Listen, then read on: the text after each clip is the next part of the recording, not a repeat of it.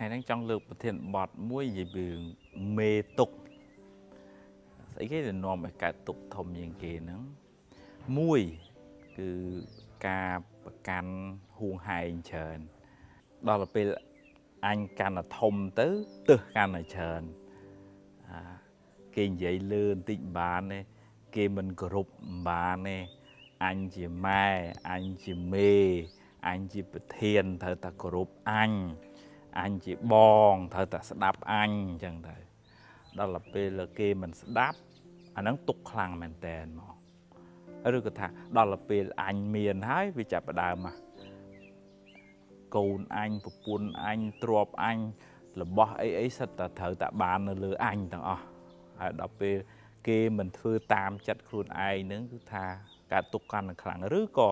របស់ដែលសម្គាល់ថា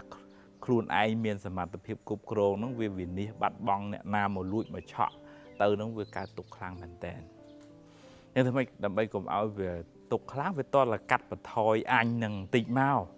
បើទោះជាអញជាម្ដាយក៏ដោយ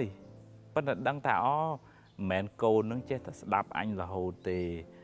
ហើយដល់ពេលនិយាយបដៅដោយទឹកចិត្តល្អអញ្ចឹងទៅអស់ពីចិត្តពីថ្លើម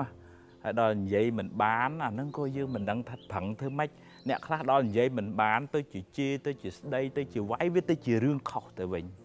ដល់អាអញនឹងធំពេកហើយគេត្រូវតែធ្វើតាមអញហ្នឹងអញ្ចឹងបានជាតលកាត់បន្ថយ